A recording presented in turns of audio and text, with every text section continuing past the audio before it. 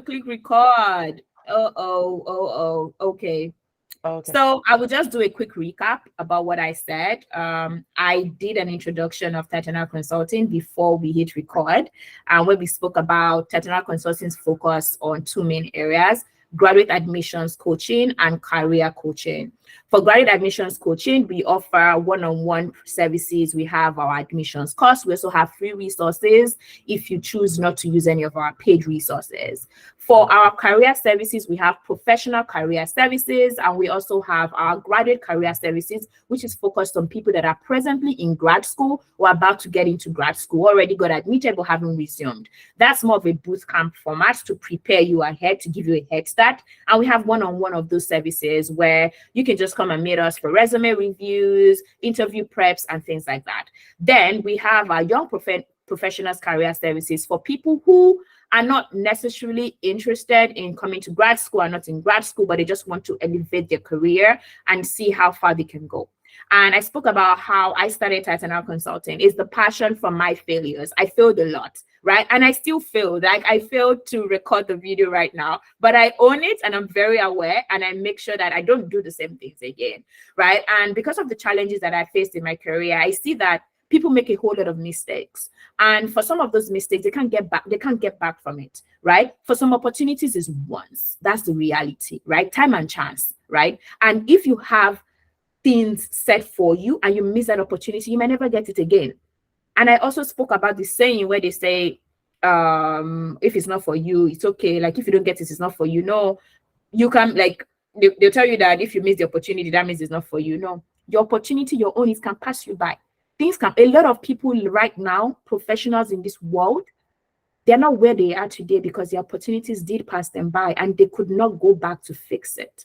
So you need to make sure that you are prepared and you are ready for the opportunity that you will get, because if it's going to pass you by, that's it. There's nothing you're going to do. You're just going to see that your mates are just going, and then people are like, don't worry, it's not your time. Well, it was your time 4 years ago, but you didn't take it.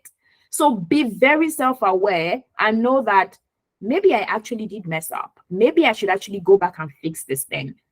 That is the best thing that you can give yourself, self-awareness. If you're not self-aware right now, that somebody somewhere, or you're still going to get this opportunity, or you prayed and some pastor told you the opportunity is not for you. Oh, my dear, the opportunity was for you, but you let it go. And some other person that was ready and prepared got it. So you need to be able to have that, and Titanial exists to connect you with those opportunities, making sure that you are prepared, because there's nothing that can stop a prepared person. You are even going to prepare for the opportunities before you get them, right? So, and I spoke about myself, what I do. I'm Tomilola. I also go by the name of Anu. I work at Microsoft. I work in technical product management. I have been at Microsoft for 4 years. I started my role at marketing, where I was doing go-to-market strategy for Azure PaaS services. The last 1 year I spent it in product management. I attended the Ohio State University for my MBA. I graduated in 2019. Before coming for my MBA, I spent 3 years and 10 months working at PwC as a financial services auditor, and that's where I got my accounting, chartered accountancy certification. And I studied accounting at Covenant University. So if we have any Covenant University students here or alums, peace out to you. Not to say other schools are no fun, but I mean, it's Covenant. What do you want me to say? So we started talking about the MBA program, right? The Master of Business Administration. And a lot of you are interested in the MBA. And some people always ask these questions and they say, I want to have an MBA, but I don't know what I am meant to be doing. I don't know if I'm qualified for the MBA. I studied music. I studied accounting. Accountants don't even think they can have MBA. I studied music. I studied engineering. Well, diversity of opinion and ideas is one that is strongly, strongly valued in the MBA program. That's what they actually do want, right? So irrespective of your background, irrespective of where you're coming from, you can have an MBA. Like, know that one. Irrespective of where you're coming from, you can have an MBA, right? So we now go next, which is the class profile of the MBA class. Now, the thing about the class, the range of the class profile is it's important that you know this range. Knowing this range will actually help you understand where you are versus where you should be, right? So The average GMAT is about 380 for top program, 680 rather. The average GRE is 317, as at 2 years ago. The average undergraduate GPA is 3.4/4. Work experience is 5. Average age at enrollment is 27. Now, you know what the range is, right? Is like, so this is the range, like the media, but there's a range, right? So the average age, this is the average rather, right? But we have a range. So for average age 27, the range could be 22 to 40. Now, what this shows is that the closer you are to the range, the higher your chances are of getting in. That's just the fact and the reality. And there's nothing that you can do to change that. However, once you have identified that there is a part of this profile that you are falling short of, then you can start to adjust other things. So for example, if you're in your 30s, the reality is that's not bad, but most MBA programs want to take people that are much younger. So what are the things that you would do? You need to be able to explain why you were just having your MBA at that time, because they also want average years of experience of between 3 to 5 years, 5 to 7 years. So if you're having 13 years of experience, 14 years of experience, how are you explaining that? Why do you want to have a traditional MBA and not an executive MBA? Those are questions that you should be able to answer. If your undergraduate GPA is very low, right, it's less than 3.0/4, do you have an explanation why that is less than 3.0? What are the things that you have done to showcase that your undergraduate GPA does not define you, to showcase that you actually have other skills, right? And that you have developed yourself in other ways that your undergraduate GPA doesn't define. You can't just say, oh, your GPA is like 2.something/4, and you don't say anything about it. Of course, you're going to be rejected. Like, it's just easy peasy. They're just going to reject you. So if you have a low undergraduate GPA, what are the things that you have done that you can prove and that you can show that can help you state that, yes, I have a low undergraduate GPA, but no, this doesn't define me. This is not who I am. These are the challenges that I faced, and these are the things that I have done so far to show that I actually have the right quantitative, right, and analytical skills and experiences to survive the rigors of the program. Because what these schools want, they need people that have the right quant and analytical skills. They want to show that you are ready for the MBA, because the MBA program is very intense. So how do you show readiness? How do you show that you have the right skills? If you don't show readiness from your undergraduate and your GMAT GRE score, how exactly do you want to show it? So these are the things that you need to consider. So these are the ranges. So if you feel like your profile is out of this average or significantly away from this average, then you need to have more sincere conversations with yourself. And you need to say, I need to be able to prove and explain why. Explaining why is basically what you can do at this point. So we'll now go to the next part, right? The next part is the part that talks about the areas the schools consider before finalizing an admit decision. Now, this actually are the anchors for navigating the MBA application process. These are the things that you need to really, really focus on. So when somebody is thinking through, what do I do? Where do I start from? You need to figure out these anchors, and we're going to take it one step at a time. So the first is the standardized test scores. So this is your GMAT or your GRE test scores, right? So like you have seen, the GMAT range is about, average is 680 for a couple of schools. The GRE range is about 317 for like some schools aggregated.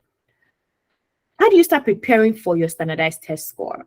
Now you have identified you want to take the GMAT or you want to take the GRE. How do you prepare? This is not an exam where you are going to say, I'm applying to school for next year. I would take the exam maybe in February. You've already failed. Like, you've already failed before you even started. So we talk about like timelines, which is what I'm going to talk about first. I think I should talk about timelines before this. Now, for the timelines, right, we have different application cycles. So we have first round, second round, third round, fourth round for applications. For those application rounds, you need, the earlier it is that you apply, the better for you. So for first round and early round applications, the deadlines are like August, September, October, depending on the school, right? Different schools have their different rounds. So August, September, October are like the application deadline rounds. Imagine if you want to put in an application for August, September, October. That means all of these anchors of your application process must be complete by then. So if you are trying to submit your application in September, when exactly do you do all these things? You need to start at least 6 months before. That's the truth and that's the reality. You need to start at least 6 months before. Because if you rush it, you're not going to get the kind of result that you want, right? So for some of them, right, there are parts of it where you already have. So for example, your undergraduate GPA, you already graduated from school. There's nothing we can do about that. Your years of experience, there's nothing we can do about that, right? But recommendation letter, resume, your test scores, your volunteer experience, your admissions, like your communication and interactions with the schools, there's stuff that we can do. So if you're doing first round, August to October, right? And we're doing that for first round, August to October, you need to know that, okay, I think I need to get all of these anchors out of the way. So first thing, you're thinking about your standardized test scores. You need to figure out the school that I'm applying to, is it just the GRE, GMAT that they require, or do they require TOEFL or IELTS with it? The school that I attended, Ohio State, requires you to take the TOEFL irrespective of if you're an English-speaking country. So if you want to go to Ohio State, right, or any other school that requires you to take the TOEFL, then you should also take it, right, when you're taking the GRE. Now, for studying for the GRE, I would tell you averagely it takes 3 months because you all have full-time jobs. And that 3 months, you are also embedding yourself into a lot of reading and studying for those 3 months. Like your weekends, you're studying a lot. For some people, 6 months, it could actually take that long. So if you're trying to get into school and you're saying, oh, I would apply in October, you have not even started reading. I don't know how that's going to work out, to be honest. But you can start now. You need to start now. So you need to think through how exactly are you preparing for your exam? What are the things that you need to do to prepare for this exam? Right? So that's where you start thinking through, oh, my exam preparation, these are the things that I need to do. I'm either taking the GRE or the GMAT. I would say where you start from is take a sample test. So take a GRE sample test, take a GMAT sample test. When you take the two sample tests, you will now see the one that is best for you. Now, there are a lot of resources out there, free resources, paid resources. There's Magoosh. I used Magoosh when I was trying to get into business school 5 years ago, 6 years ago. Wait, it's actually 7 years ago or 6. Okay, 6.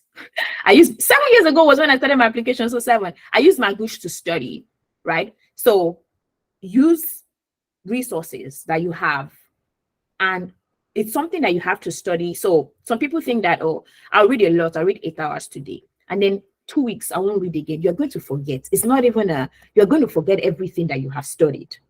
So it's something that is continuous. You have to build on top of it. So you read an hour, 2 hours today. Tomorrow, you make sure you read an hour, 2 hours. Then like that. That's the only way that you can achieve success. Now, there's something I want to tell you, right? I know I hear a lot of things, and I'm not going to even say I don't hear it. Now, right now, there's a lot of test fraud. Let me give you an advice. Don't do it. If you're going to come for an MBA in the United States, don't do it. Even if you get admitted, America is not, they do not forget. They are going to find you out and they're going to deport you.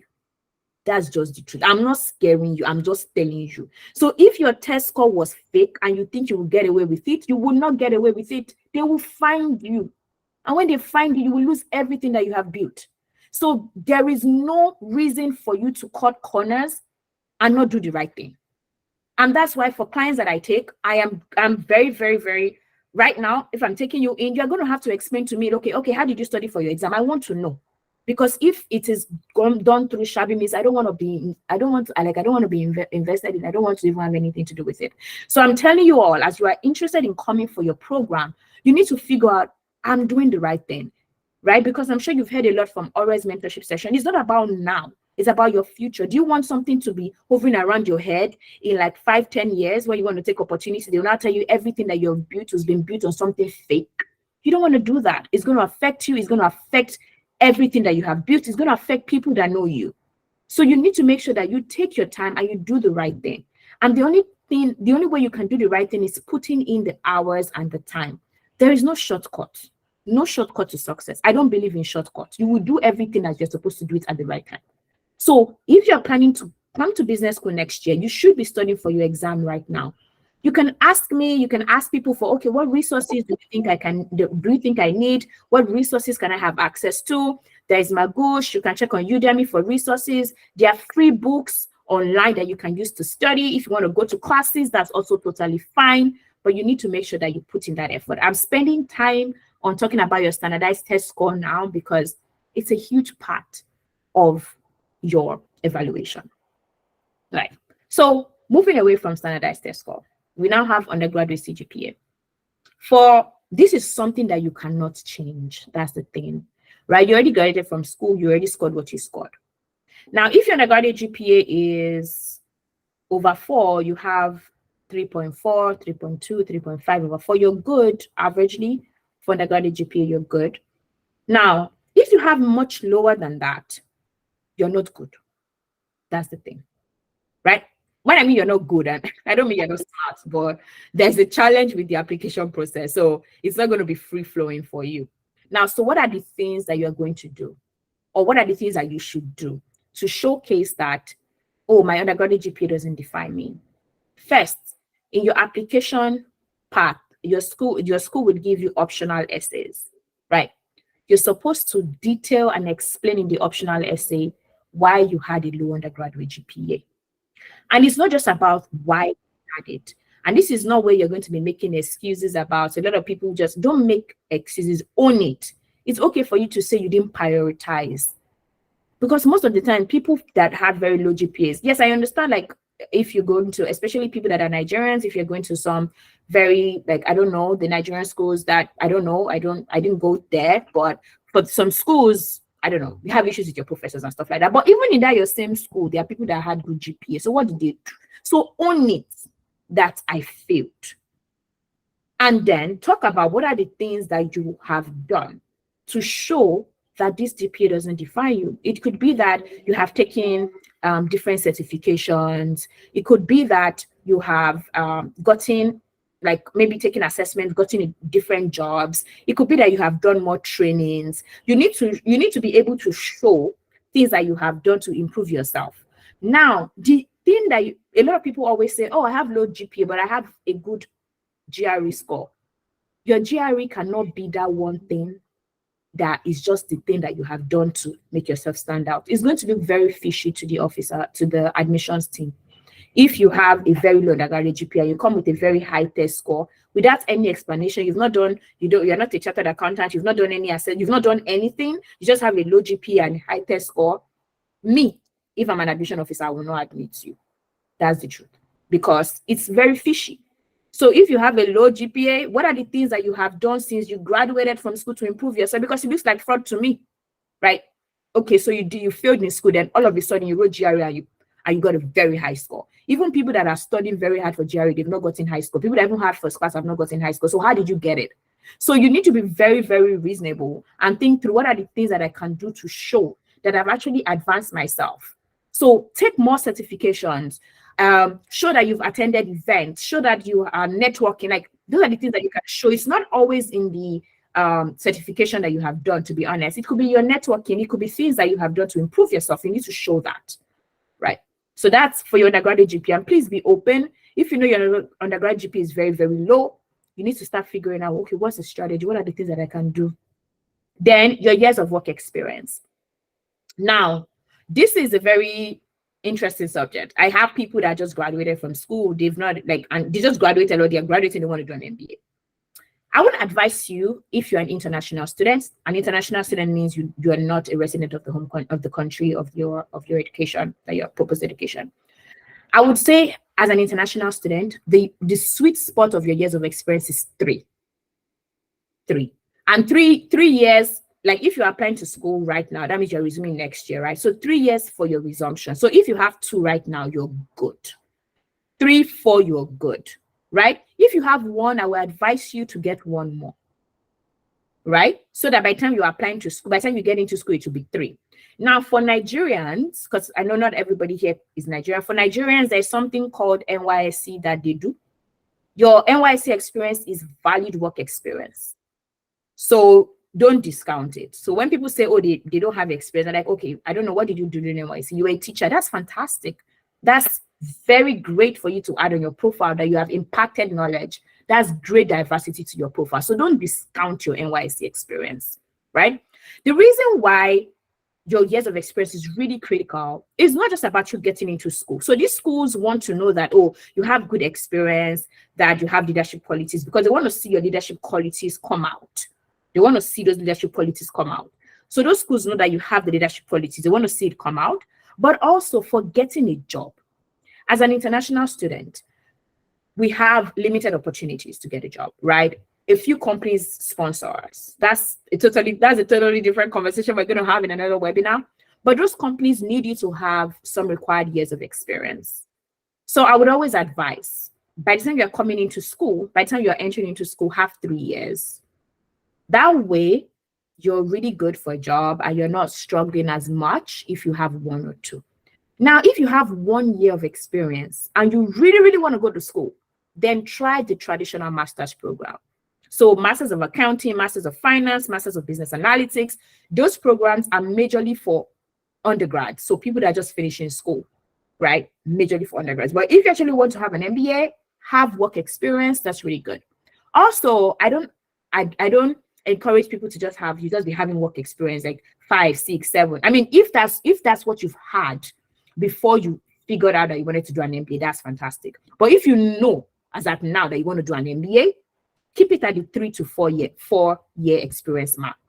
For every additional year that you spend after that, you are leaving money on the table. Because the way it works for job searches, we have MBA entry levels, right? For Microsoft MBA entry level, for Amazon MBA entry level, if you are hired, whether or not you have 4 or you have 11, you are coming in at the same level. So if you had known that you wanted to do an MBA when you had 4 years of experience, and you now wait till you have 8 years, you have left 4 years on the table. And that's not bad. Like if it's when you have 10 years and you have decided that, oh, now I think I want to go for an MBA, that's totally fine. But I'm saying if you know it now and you already have met the years of experience, don't wait. There's no need waiting because you're just leaving things on the table. So don't wait. There's no need waiting. Now, your type of experience now also matters, right? And that's where the diversity comes in. Now, you can't really do so much to impact your type of experience, but you can get volunteer experience and project experience, right? So if you're working as an admin officer and you're thinking, I think I want to do something in product management, why don't you volunteer for a product management role? Why don't you work on a product management project that you can include on your resume to show the admissions team that you have varied work experience, right? Because the type of your work experience also matters. Yes, they're trying to get diversity, but they're also trying to see that are you making an impact in this work experience that you're in? So if where you're working, you're not really making impact, you need to figure out what else can I do to show impact. Then you now have your resume. Your resume is really, really, really, really important, right? Your resume is something that speaks for you when you're not there. And resume sessions are totally different sessions, but for an MBA application, your resume should be 1 page. It should not be more than 1 page. 1 page resume, right? And you should be able to show your leadership skills. You should be able to show not your job descriptions, but your achievements and the things that you have done. We are not going to be able to go into resume right now because that's like a whole 2-hour session, but your resume should be 1 page. And it should be able to show your achievement, and it should be able to show the things that you have done. It should be able to show your leadership skills. Now we have your portfolio. Now, portfolio could look a little misleading because that's for majorly PhDs and other master's candidates. But the way I would call it as portfolio is I would say your LinkedIn profile, basically. and everything that shows the things that you have done. So for example, if you're a software engineer and you're trying to get into business school, putting your GitHub link would also be good to show the things that you have done, right? If you have a link that shows, maybe you're a designer, that shows the list of the things that you have done, that's also fine. And then also, if you have been somebody that has written a lot of papers, then you have like a link to show, okay, these are the papers that I have written. And then if you're like, or if you have like your own domain that has your name, like people have their own website with their name that talks about them, the things that they are interested in, what they love, you can also include it. That should be included in your resume. Now, another thing that is very important is volunteer experiences and passion. Business schools want people that have impacted other people's lives. And don't look at yourself as you are too small to make an impact. No, you're not. Every little thing that you have done, if it's for elementary school students, if it's for high school students, every little thing that you have done is good enough for you to impact the lives of other people. Every little thing that you have done is great to impact life. So you need to figure out, I need to talk about volunteer experiences. I need to talk about, you need to have a passion. I know a lot of us, to be honest, and I'm not trying to throw Nigerians under the bus, but Nigerians go through a whole lot and they don't have passion. Because before they finish looking for fuel, before they like, where's the passion? But you need to find the passion. You need to think through, what's that thing that excites me? What's that thing that if I think about, I have peace? The reason why you need to think through this is, in your MBA essays, you're going to get questions that talk about those things. And you need to know them. If you say what excites you, you won't say you don't have anything that excites you. You need to think, and you actually do. So it takes a lot of retrospective thinking. You have to be thinking through and like, okay, what do I actually like? What do I enjoy? Like, I love to travel. I love to see places, right? But I also love to teach. And because I love to teach does not mean I want to be a teacher or a professor. It's just a passion of mine, right? So for some of you, you might actually love to teach. Don't think that you don't have anything to teach. Don't think that you don't have anything to give. You have value to give. So we need to figure out what's that value that you have to give. And then volunteering, right? If you're not volunteering at all, so go to your church, your mosque, your community center and start doing something, because you're going to have to talk about it. You need to have volunteer experience. So you need to start doing something. You need to have it. Now, career prospects. A lot of things that they consider is, what are your career prospects? If they ask you, why are you coming for an MBA? People don't even know. A lot of people are just like, oh, I just want to leave my country. Unfortunately, if that's your reason for an MBA, you should not even bother. Don't even bother. If you just think that, oh, I just want to get out of my country, then don't bother coming. Because the work that you're going to do, it'll be better for you to just sit down in your country and be sleeping. Because you're going to do a lot of work. And if you're not committed to doing it, you are going to struggle a lot.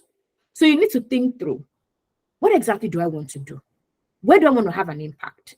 And it's okay for you to not really know if, oh, I want to go into technology, I want to go into consulting, I want to go into banking. It's fine for you not to really know that, because a lot of times we don't even know ourselves. We evolve. I mean, I started in marketing and now I'm a TPM. We evolve, right? But you actually need to have a problem-solving focus. You need to say, what problem do I want to solve in the world? And how will an MBA help me solve it? And think about it from a perspective of, it doesn't really matter if you have the capabilities to solve the problem now, but you need to have that focus, because when the MBA admissions officer, when the officers are talking to you, they need to see that there is something that drives you. You have that drive. There's that thing that you want to do, not, oh, I just want to leave the country. Like I said it again, if that's your goal, don't bother. Because getting into school is one thing. Getting a job is one thing. Excelling in a job in the United States is another thing. Growing your career is another thing. So if you know that you're not very passionate and aggressive about pushing your career forward and you just want to leave the country, don't bother. Don't come. Like, I'm giving you, like, just telling you that. Like, don't do it. Because I've seen people who were just desperate and they just left. They struggle because they did not have they thought, oh, it's going to be easy. It's not going to be easy. You are going to have to put in a lot of work. But if you have that value prop at the back of your mind, if you know why you are doing this, it will continue to push you till you achieve success. So you need to have that value prop at the back of your mind. Then we have essays. Now, other traditional master's programs have like personal statements and stuff. But for MBA programs, we have different essays. You have your why, your long and short-term goal essays. They ask you questions on leadership, questions on diversity. Your essays are a good way to sell yourself. Your essays should not be generic, never generic, right? Your essays should have, like I said, a problem-solving focus, especially when they ask you what your short and long-term goals are. Your long-term goal should be to solve a problem. You can't just say, oh, I want to advance in my career. I want to be a manager. Why? Why do you want to do that? What's the reason why you want to do it? They want to know why. They want to know how you're thinking through things. So your essays need to have all of those things in there. And when they're talking about leadership, when they're talking about problem solving, when they're talking about diversity, they want to see what the things that you have done to show those things. So your essays have to be really good. And you cannot plagiarize your essays. You can't copy and paste anything from the internet. They have to be very genuine. And the truth about essays are, you're not just going to get to do it once. You're going to get to rewrite your essays, reiterate it. So it's something that will take a while. Then we now have recommendation letters, right? Let me tell you a short story. My friend had somebody give her a recommendation letter. And for the recommendations in the MBA program, they're not just letters, right? You put the email address of the person gets like a notification, and you as the candidate, you can decide, oh, do I want to view what the person has said or not? So my friend said, oh, she wants to view it because you can choose to view the recommendation or not when the person has submitted it. And the person said, I recommend her. She's a good person. That's what the person put in the recommendation. Please, of course, my friend did not get into school. How will she possibly get into school? What kind of recommendation is that? So you all have to be very careful about the people that you ask for recommendation. A lot of people are not thorough. They don't want to put things down. If you know your manager or somebody is a wishy-washy, they cannot write, don't bother. The person is just going to derail your destiny. Don't bother. You need to look for somebody that can write well for you.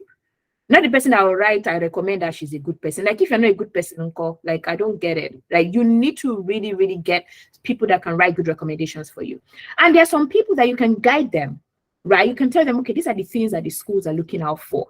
Let them know, because sometimes we just say people to write recommendation letter. We don't even know what the recommendation entails, right? So those recommendations, they actually ask them questions. They say, okay, what are the skills that this person has displayed that shows this person is going to be ready and prepared for the MBA program?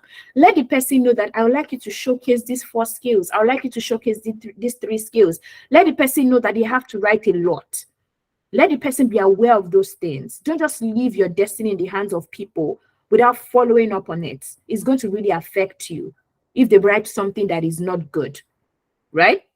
And then there are things where there are also things where you select, like there are buttons that you select, right? For some of those buttons, you can put greatly recommend, just recommend. You can put different things. Trust me, I know a lot of, well, I would say I have a lot of my data from the Nigerian community, but a lot of people's managers will never put them as the best.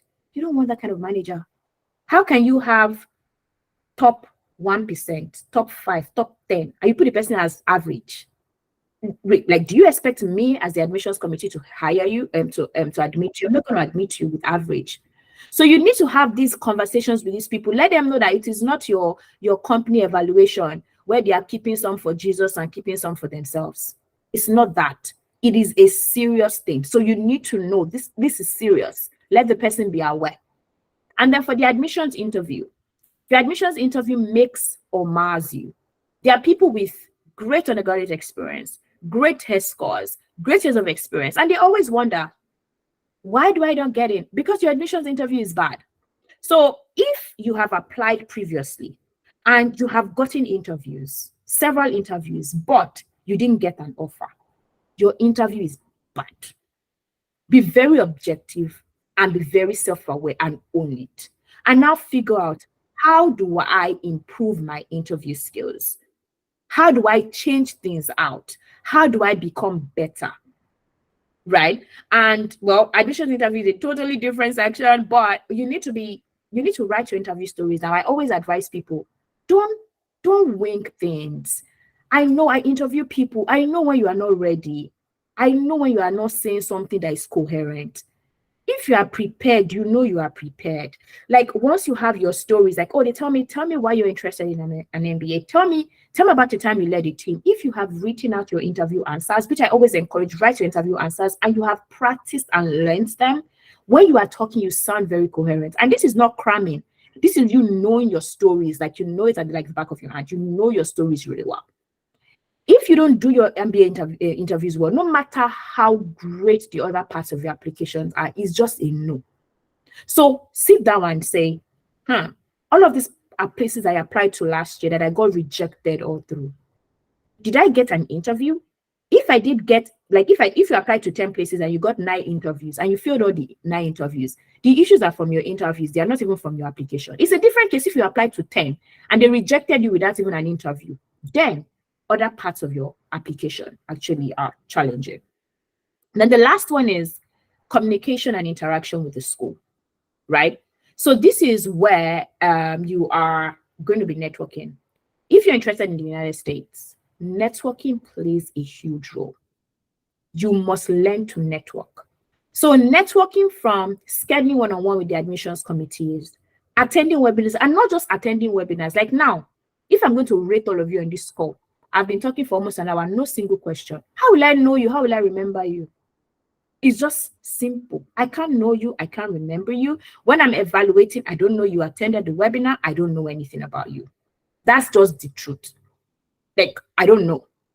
So if you are going to be getting into different webinars, you need to put yourself out there. People have to know you because you guys are a lot. You're a whole lot. So you have to stand out. And you are not too forward. Don't think you are too forward. Ask questions.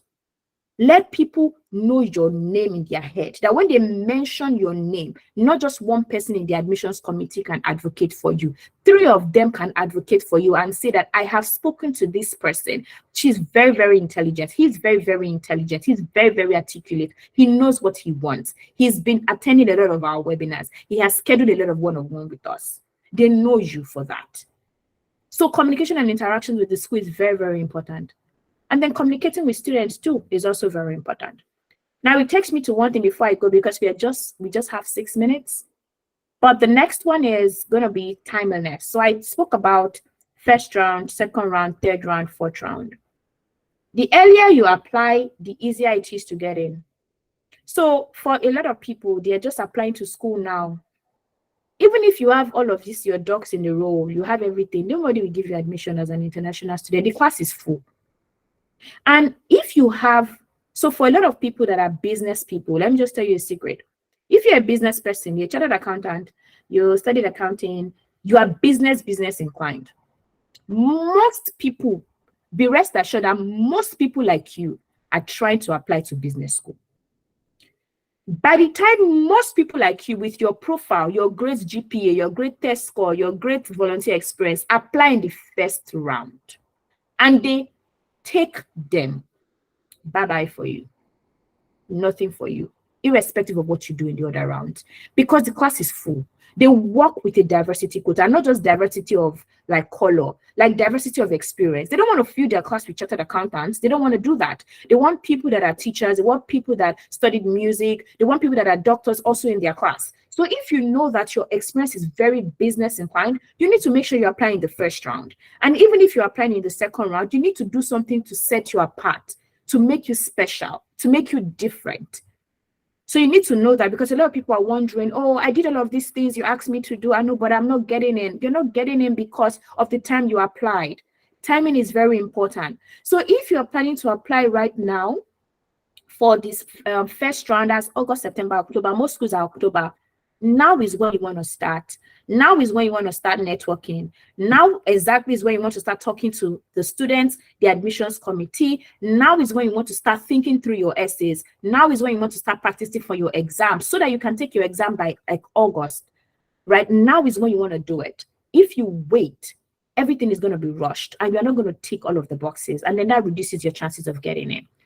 So I think while talking, I've spoken a lot about like the challenges and also the opportunities that you have. They are challenges, I'm not going to lie. But you knowing why you came here, you knowing what you came to do, very, very important. right? And you put in a lot of work. Being timely is also very important. And then you plugging yourself to the right resources. So, for example, following Titanial Consulting on LinkedIn, following Titanial Consulting on Instagram, downloading free resources, getting yourself plugged into things that will make you succeed is what is going to really help you. I know that maybe I came up as like scaring you all. The first, when I was speaking, I didn't mean to scare you, right?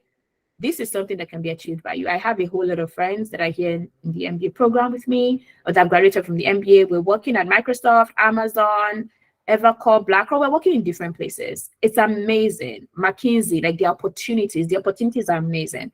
But something that has stood out for everybody that has been able to get these opportunities is they had a why, and they focused and pursued the why.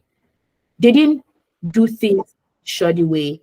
They made sure that they were diligent. They made sure that they put in work, and they didn't try to rush the process, right? You need to start now, which now brings me to the different product, the product overview. We already spoke about this first. So if you want to learn more about like our product, you can go to www.titanalconsulting.com. Titanal services, please can you put it in the chat so people have access to the website and also the WhatsApp details. Now, the next thing is, how do you go forward from here? Thankfully, Orolua and I have scheduled a series of webinars, right? So we're going to be having 3 more webinars and even much more possibly. It's going to be every 2 weeks, and it's going to dive deeper into the MBA process. So what we do is coming up with an overview, right? This is an overview of what you need to do. So you're already figuring it out. Okay, I need to take my exam, or my undergraduate GPA is not good. What do I do to fix it? I need to identify who my recommenders would be. But even at that, we've not spent time detailing it enough. So this now brings me to the things that we can do to help you. So sign up for our upcoming webinars. You are going to get it on our LinkedIn page. So if you're not following us on LinkedIn, please follow us on LinkedIn, Titanal Consulting. Follow us on LinkedIn. If you want to speak to us, services@titanalconsulting.com. If you want to chat with me directly, it is anu@titanalconsulting.com. And then you have the Navigating the MBA Process ebook. So it's a free ebook that talks about everything I have said, but in detail, and it breaks everything down one after another, right? So everything that is broken down, like everything that we've spoken about, your resume, everything, like the things that you just need to know, it's in Navigating the MBA Applications Process ebook. It's a free ebook. So if you want to have access to it, Titanal Services, please can you put the link of the access in the chat? So please just go to our Bitly link, Titanal interest form, and make a request, and you'll be provided access to the ebook within 24 hours. So make sure that you go there. And the interest form also includes an interest to our on-demand course that is going to be launching by the end of the month. So this is a 15 to 18-hour deep MBA on-demand course that covers everything, because you can see we're already an hour and we're just scratching the surface, because if we're supposed to go through all of the different anchors, everything that you're supposed to do is going to take us hours, right? So we have come up with an on-demand course for you. And if you're from Ores mentorship circle, you're going to be getting a discount for accessing the course, and we'll be giving you more information on that at our next webinars. But if you're also interested in the on-demand course, you can register. And then we have our one-on-one coaching services where you get to work with me or a coach, one of our coaches. If you also are interested in that, you can sign up also in the form. So we have 2 people that have raised their hands. I know we're a little bit over time. Yesuto, you have your hands raised. Yes, Anu, thank you for the information. It was quite insightful. I want to know, with regards to recommendation, do you need top managers to recommend you? Okay. So for prioritizing recommendations, I would say that you should put somebody that can talk about you. So your immediate manager is good. So the schools prioritize your immediate manager, the person that has worked with you the most. right? But there are some people in your companies, for example, that have maybe attended that same school. So for example, if anybody wants to go to Ohio State right now, and I have worked with the person and I give you a recommendation, I believe it holds more value because I am an alum of Ohio State. So if you have an alum of the school that you're going to, and you have worked with the person, it might even be that you worked with the person from a volunteer perspective. It will be great for you to have that person on your recommendation. But it's not just top management. Let it be somebody who can really advocate for you and who can really talk about you. It's very important that is somebody like that. I hope I answered your question, Yesoto. Yes, please, you did. Thank you. Yes. All right. Olumide, you had the question. You're on mute if you're speaking. Okay. Okay, my name is Olumi. Thank you very much, Anu, for this wonderful presentation. You're Okay, welcome. I really love it and well educated. Though I joined late, I have two questions. The one question is concerning the graduate test score. Okay. What do you between GRE and GMAT, which one do you recognize? Because I'm preparing to take either of the two. Mhm. So by August, as you said. And Okay. regarding to the XA, I don't know, you said there'll be more sections on this topic. I don't know if you can like put us to the better way to write those for essay or leadership and the other rest. I think to be more helpful for us. Oh, for the essays. Okay, so for a lot of the things about like the essays, all of the details are in the admissions on demand course fully. Like I said, it's like a 15 to 18-hour course. So all of those things are there. But I will speak to Orolua and we'll see if we could have one session on essay brainstorming. But if you go to the Titanial Consulting's YouTube page, there is actually a MBA. There's one essay, there's an essay, demystifying essays, I think. We have a video that we have posted there. So before I go to Lillian, there is this question by Victor. You are concerned, just calculated my GPA and it's 3/4. So to be honest, 3/4 is not bad. It's not that bad, right? It's easier for you can talk about how you got 3/4.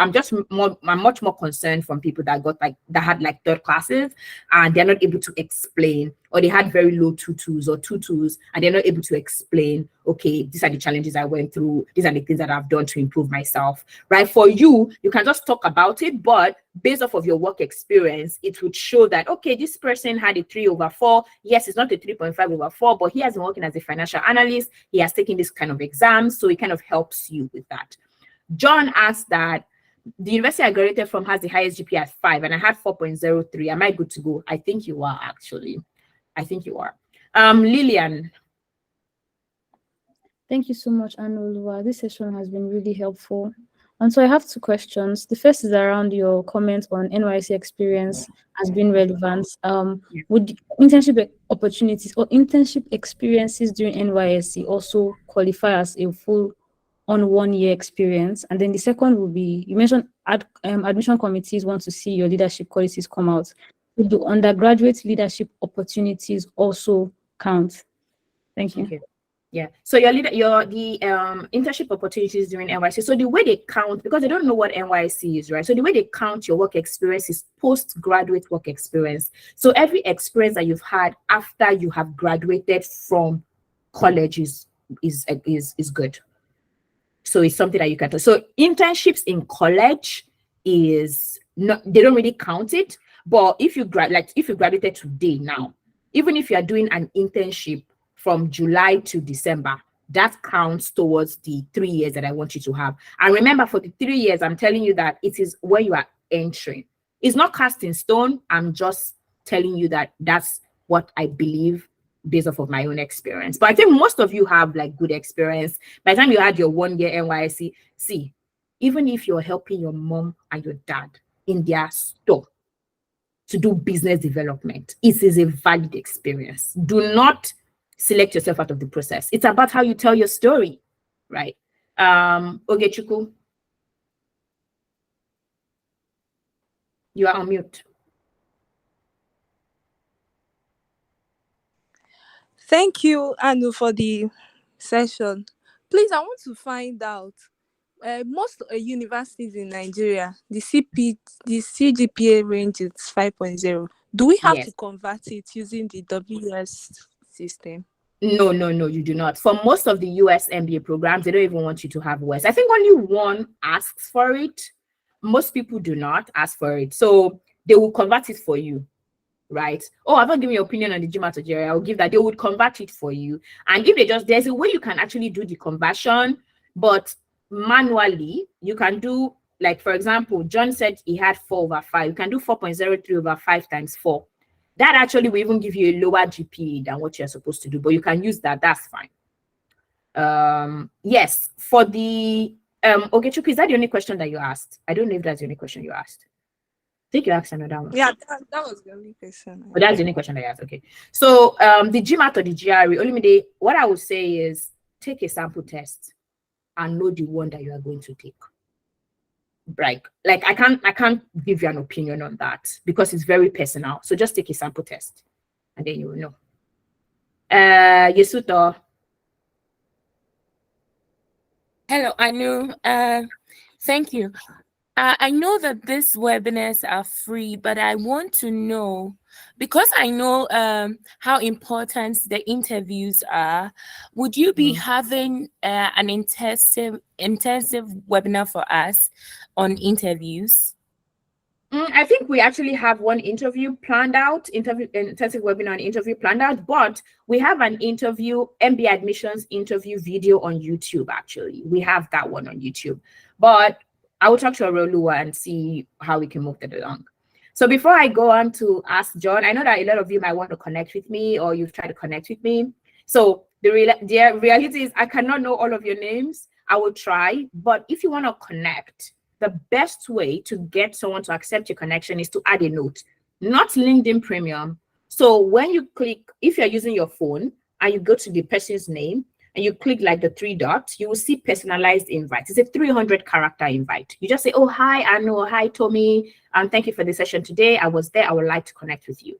It's easier for the person to know you than you just connecting with the person because the person doesn't know where you're connecting from. So that's just one advice that you can give. So just add that 300-character note so I know that you're connecting.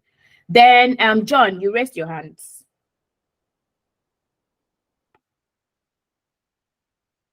You're mute. Hello. Hi. Thank you, Ma, for the session. I would like to say I'm 23 years old right now, and I'm sitting for my ICANN with just 1 year of experience. I would like to know if I should continue with that. Then in the later future, maybe in the later time, I can now start this process. I would like to know, or will it be good for me to start? Is it a long term something that maybe I should start now and prepare for it, or you think I should just focus on ICANN for now and later start this process? Thank you. Okay. So your 1 year of experience that you have, is that NYSC or without NYSC? After NYSC, I'm an auditor. I work as so you already have auditor. NYSC now, and then you already have another one. That's 2. Yes. That's 2 years of experience. So by the time you are resuming next year, you will have 3. Now, I don't know how far you have gone with your ICANN exam, and this is where priorities come in, right? So when I was applying for business school, I was writing my last ICANN paper, and I did it together. Not everybody can combine things, which is what makes all of us different. You need to know what your capabilities are.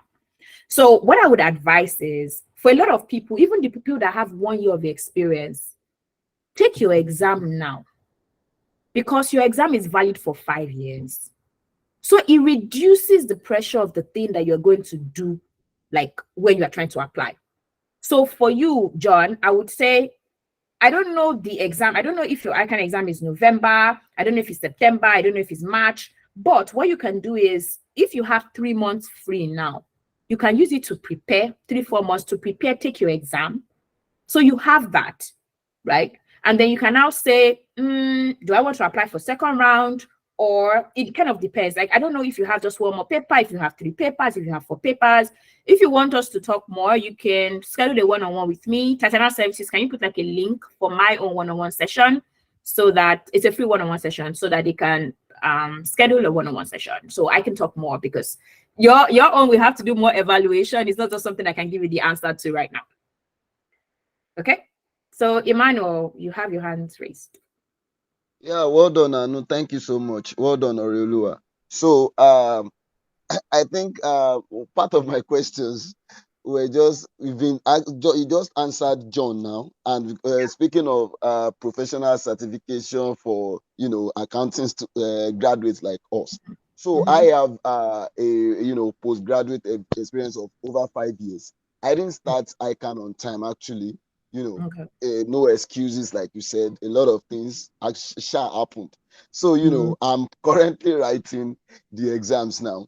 But since the day I registered for GRE, I have left ICANN for a while now, because the thing is, ICANN will be coming in November. You understand the November diet. So I want to meet up with the first tranche. So I think I want to ask if I'm not doing the wrong thing, because I have to just focus on GRE, and in fact start searching schools and all that. It's a rigorous kind of thing. I don't want to put everything together. I just feel uh, if probably in my essay, bringing it up like, I'm writing, I'm a student member of ICANN, would that be a good, thing for me? Would it not be like, so what have you been doing all this, all No, these years? nobody, forever, nobody will ask you what you've been doing all this while. That one, nobody will ask you what you've been doing all this while. It's a certification. So this is where I think you should schedule a one-on-one with me. This is where we have to think about it. I don't know how many more I can exams that you Yeah, I'm have. actually in I don't know skills. if I'm actually in skills. so you are just I have, starting. yeah, no, I have a paper to go in skills actually. Just one paper. So Yeah, skills and then you skills. have professional. Yeah, Okay, they just are. schedule a one-on-one. Let's think through it. Yes. The thing is, if it's just that one paper that you have for skills, that one, you can do it with your GRE. In my opinion, with your application. Like, because I did it, everybody is different. And then you can do your professional next year. So you would have qualified before you get into business school. But it's okay for you to say you were a student. Yeah, that's totally fine. That works also. Thank you. Yeah. So for the one pager with all of these links, Aurelua, what we're going to be doing is Tatana services, we're going to put together. So these are the links to a lot of our information, but we are going to be sending like an email that would include all of the links. So Tatana services, please note all of these links that people have asked. We would have the one pager, and then we'll also provide it and put it on the LinkedIn page. I will also put it in the mentor hub that we have Orolua, so that everybody can have access to it. But everybody that has registered for the event, if you register for the event on our website, you will get an email by Monday that would give you a link to access this video on YouTube. I would also give you a link to all of the things that we have said. But to reiterate, it will be very good for you to sign up for our interest form, and that's the bit.ly link that Titanal Services posted. And also, if you have like one-on-one questions for me, you can go ahead and sign up for one-on-one sessions with me at the times that I have available. Yeah, with the link that Titanal Services just posted. So we are 15 minutes over time. I know that's a lot because I respect your time a lot. So thank you so much, everybody that has joined. Thank you for all of your questions. I totally enjoyed getting to hear your voices and speak with you. And one thing I need to tell you as you go is your dreams are valid. Everything that you want to achieve is valid. Yes, you might have a low undergraduate GPA. I'm not telling you it's not impossible. In fact, I've had a client with a third class and got a full ride. So it's not impossible. But are you doing the right things that you are meant to do? Right? That's what I need you to do. Like, if you had a third class, okay, what are you going to do? How do we move forward? Are we just rushing things? You need to know these are the areas, these are the anchors, these are the gaps that I have, and how do I fix those gaps in my anchors? So nothing is impossible. Your dreams are very valid and you can achieve your goals. So yeah. All right. So Samuel, you have one paper to write in professionals. You're even fine. Like, I had one paper to write in my professionals when I did my exam. So we can talk about it too. Just go ahead and schedule this session. So, all right. I don't know if you have any closing words for us. No, thank you so much. And I really do appreciate you collaborating with us to bring this to everyone. Thank you everyone for attending this session. Like, it's so weird calling you Anu. So Tomi, I'm just going to call you Tomi. Like Tomi said, we have at the minimum 3 more sessions to organize. And these sessions are basically free sessions that you can take advantage of. However, if you're deeply interested in pursuing your MBA, which I would encourage you to, please do schedule those meetings with Tommy and make sure you get into our services. If you're able to get into it, it's our services are paid services, but I'm working with her to see how she can give us discounts if you're coming from here. We're probably going to have like a code that once you present it, she will then allow you get that discount to and I trust that Tommy is going to give you. You know, there was one time Tommy came to Birmingham in the UK. She came to do, what did you come to do, Seven? London Tech Week. I came on London Tech Week. Okay, yeah. So she came and then we went to another person's place, one of our very long-time colleague who is also a mentor in the network. And I saw how she was engaging with our clients. And that's not the first time. Even while back in, there was one time again that I can't really remember, that there is this close communication. There is this, you know, I really saw the passion with which she delivered our services, you know, chatting to our people and all of that. So if you are deeply interested in this, please go through Tatiana. She's going to give you a personalized service and you're going to enjoy your ride through. And I trust that Tommy is going to pull our weight to ensure that you get into the program and then all of the other services that you need. So thank you so much for joining us. And thank you so much, Tommy. I really, really, really do appreciate you for making our time to do this for us. Thank you. Thank you, everybody. Enjoy your weekend. Make sure you rest because I know Tommy has said you should be pursuing. I'm sure you're like, hey, I can't sleep now. I can't sleep. sleep. Wake up tomorrow and do the just go and sleep now. Go and sleep now. Tomorrow you will start. All right, guys. Take care. Bye-bye. Thank you, Anu. Bye. Thank you, Thank you so everybody. much. Thank you, All right. Olu. Yeah. Thank you. Bye. Thank Bye-bye. you, Olua. Thank you, Anna. Yeah. Bye-bye.